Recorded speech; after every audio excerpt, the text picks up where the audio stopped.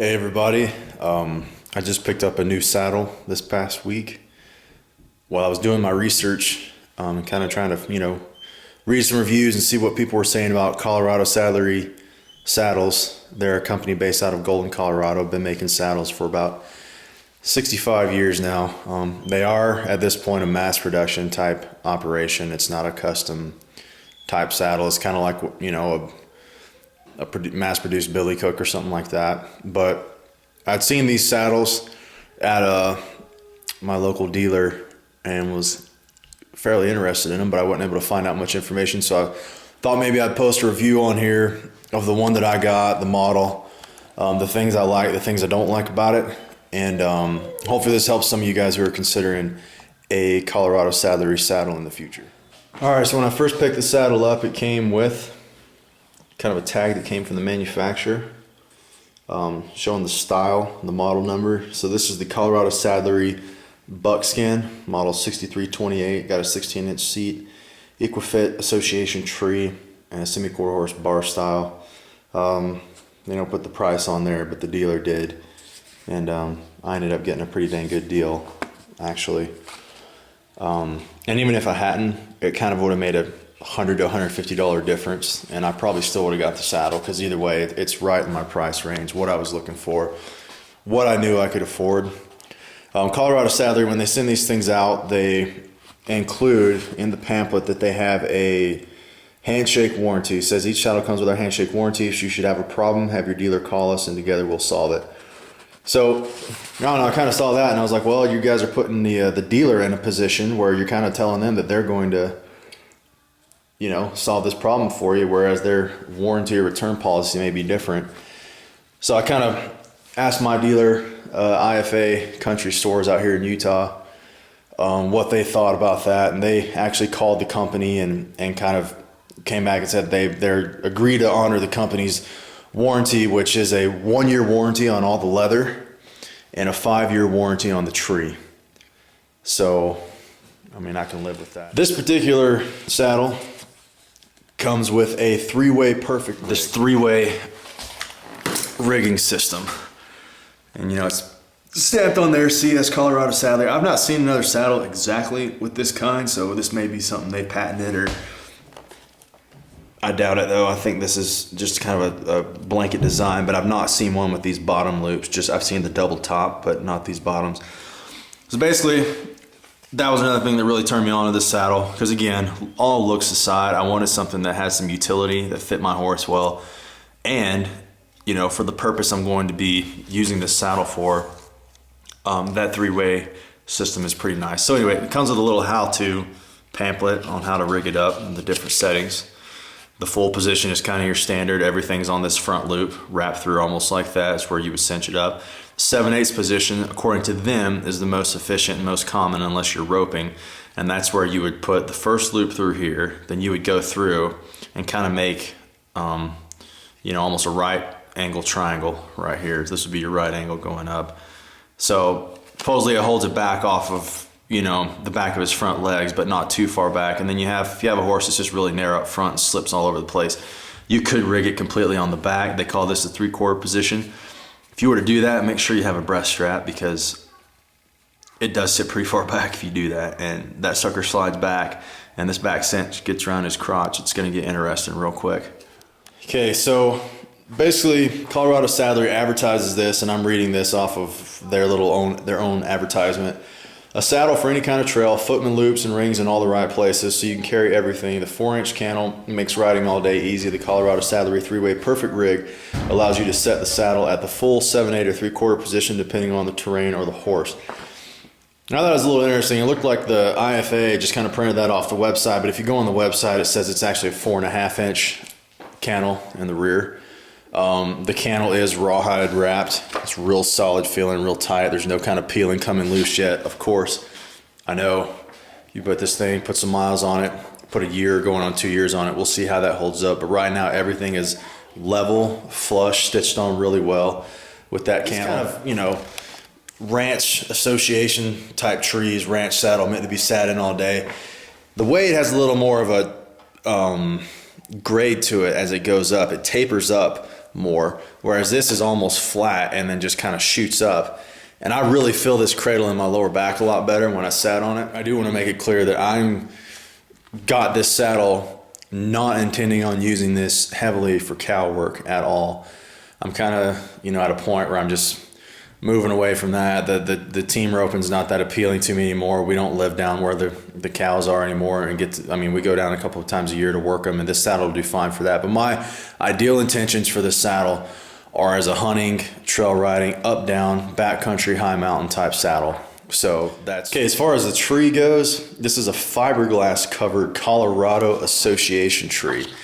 And I actually went on their website and looked up a little bit more about what exactly their idea of a fiberglass tree is, because there are some saddles, you get those endurance saddles that it's nothing but a piece of fiberglass for the tree. And I was not interested in that.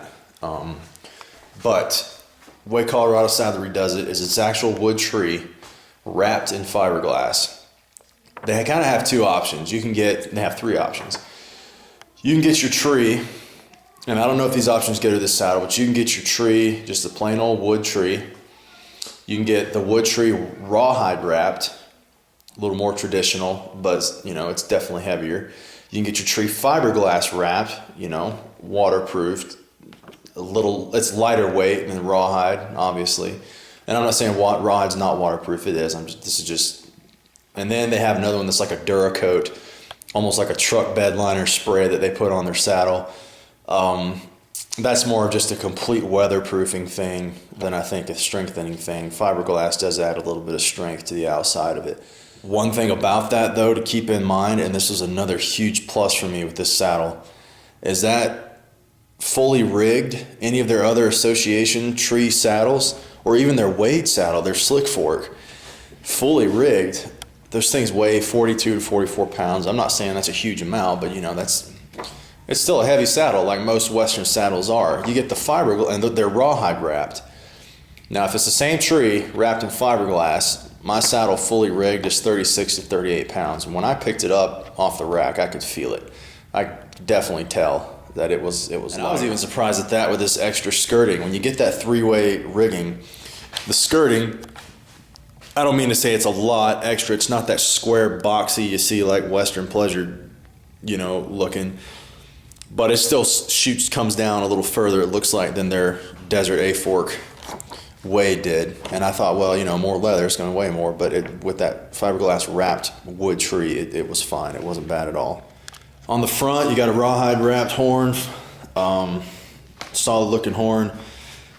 Rawhide up here on the top. I didn't mean rawhide wrapped around here. I mean, you know, kind of a rawhide stitched around the top to keep it from wearing off. And this feels just as solid and everything as does this cantle back here. So I got no concerns about that. My horn's mostly going to be used for hanging things, you know, like canteen gear, stuff like that. I don't know if I'll do those pommel bag deals, but probably not.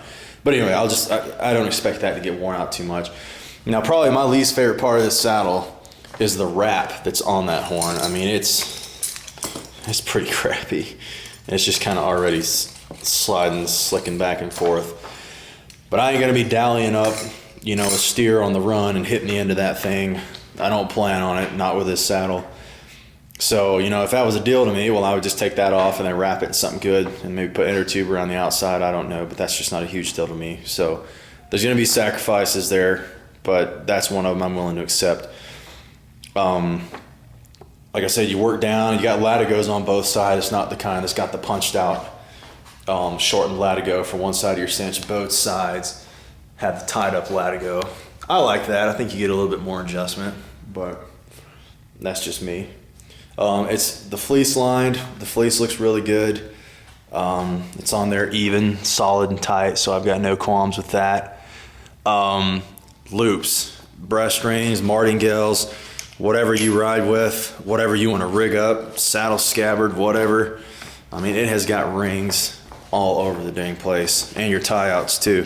So you just want to tie your bedroll on or tie your bags on, that's fine, or you could use something else. But rings everywhere. And to me, that's a big deal. Because like I said, I'm going to be using this for hunting and carrying stuff in the backcountry, and I need to be able to tie things on here. So that was really nice. They kind of got an interesting little quirk. This is by no means a reason to pick us one saddle over another, but I kind of like this little, and I've seen these style things before. This little pocket right here on the rear cinch. It's got a little 50-cent hoof knife that they include in there for you. So that's kind of nice. I will point out though, when I started working my colt in this thing last night, guess what the first thing was to come fall off this saddle? That right there. So, you know, again, it's a nice little thing to have, but I mean, I took some 550 cord, knotted it there, ran it up the back. Everything's already punched out for it, and just tied it in right there. I'll do that a little better at some other point, but I just wanted to get it off the ground and put it back on. But anyway, like I said, it's nice, but whatever. Okay, it does for the most part come perfectly rigged. I mean, you don't have a breast collar that comes with it. They make them if you want one to match this, if you care about that or whatever. But it came with a 32-inch, 27-strand cotton cinch. The rear cinch is on there as well. Everything worked right. I have to use a 28-inch right now on this colt. That 32 just is too big at this point. But he's 2.5. He's starting to fill out, and I'm sure I'll end up using that eventually. The stirrup leather, 3-inch stirrup levers with the Blevins buckles, and they are stamped on their Blevins back here. I mean, I like them. They're all riveted nice and flush. Everything sits on there nice. I couldn't tell you that I care much more for Blevins versus any other kind of buckle, but again, the ones that they included on there are pretty nice. Now the stirrups that came with it are these, they call them 2-inch rawhide Vesalius finished, oiled and polished stirrups. When I first looked at it, I thought they were just kind of, you know, like oxbows, but they're not as round. They are flattened on the bottom a little bit. I like oxbow stirrups. I just feel like they're easier to slide in and out of. You know, some people, they like the flatter bottom for your feet, especially if you're standing up in the saddle a lot, but I like the oxbows, and I have no problem with these. They got stamping, you know, quite a few places on it. They're a little Colorado Saddlery concho looking thing right there, stamped there on the stirrup leathers, leather straps right in the middle. Like I said, it's got rings everywhere to hang. I've just got my gloves on there now, but I'm going to be rigging this thing up a little bit, you know, over the next few months and getting it ready for some hunting. So we'll see how it turns out after that, and I will definitely keep you guys posted on how the quality of the leather holds up, which is going to be my first concern. And I'm not concerned about it for any reason. I'm just saying, as a production saddle, that's what I'm going to watch first. All right, so now kind of just to end it, I want to talk a little bit more about philosophy of use, why I bought this saddle, and why you might want to consider buying a saddle like this. And you got to consider what it is you want to get out of and accomplish out of a saddle. Now, I do not expect to ride this thing for it to last my lifetime without having to rebuild in certain capacities. First things that are probably going to go are my ties. The next thing will be the latigos. Okay. After that, maybe this rear cinch, some of the heavier skirting stuff might start to come a little bit. And then fleece, obviously, it'll have to be refleeced. But that's expected. I don't feel like I sacrificed very much quality within the production saddle realm. So hopefully this helps anybody who's considering one of these saddles. I just can't justify spending the money that some people spend on a saddle. Even if I was a professional, even if I use it for my livelihood, I'd have a hard time doing that. I mean, for one, I would never pay the money for a horse that some of these custom saddles cost. So, you know, paying more money that's like paying more money to me for the car seat and the steering wheel and not caring about the engine that it goes with. Like I said, I'll do follow-ups on this, on the new Colt, let you see how it's going. And if you have any questions, you know, you can private message me or post them in the comments, and I'll check on that. But anyway, thanks for watching, and good luck as you search for your new saddle.